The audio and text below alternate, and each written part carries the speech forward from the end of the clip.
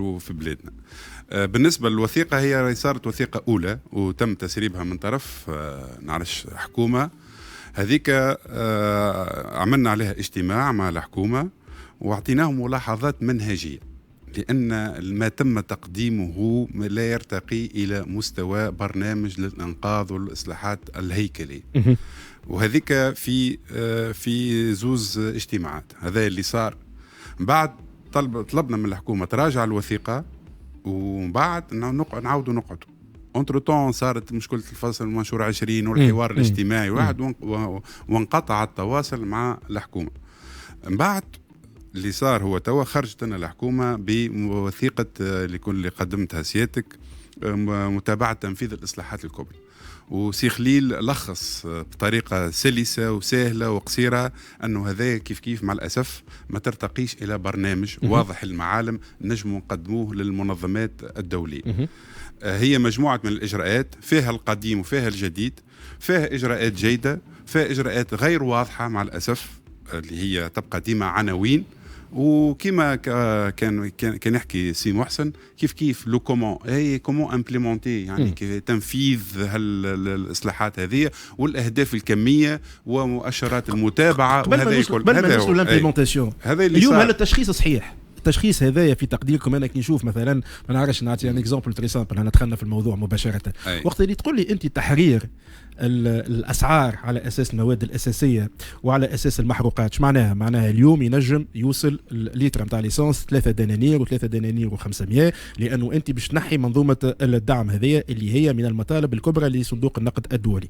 وقت اللي باش تنحي ربما زاد منظومه الدعم المواد الاساسيه اللي هي زادت تتكلم بيناتهم الزوز. وسي محسن معناها ربما نحكي تحت رقابه سيادته يكلفونا بين النقل وبين المواد الاساسيه وبين المحروقات في 7 مليار دينار ابري، معناها وفق 7.2 مليار بالنسبه للقانون الماليه 2022.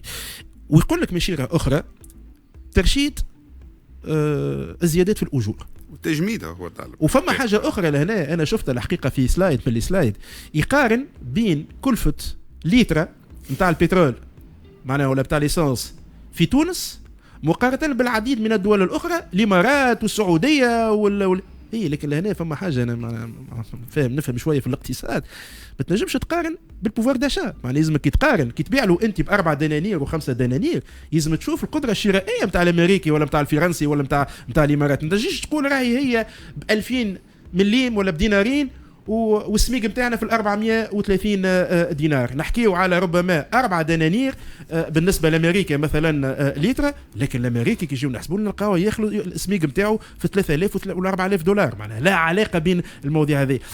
اسكو انتم التشخيص متفقين عليه ولا مش متفقين عليه؟ هذا السؤال ربما سي عبد الرحمن. والله الملاحظات هذه رانا كانك حاضر معنا يعني قلناها. انا مانيش حاضر معك. ماكش حاضر معنا، واما قلناها في الاجتماعات الاولى وقلنا لهم عندكم ان بروبليم دو بنش ماركينغ. خاطر حتى في المقارنات ديما يختاروا المقارنه اللي تمشي اكثر مع الميساج اللي يحبوا يخرجوه. سي لا كومونيكاسيون اوسي. لا كومونيكاسيون، لكن مش هيك.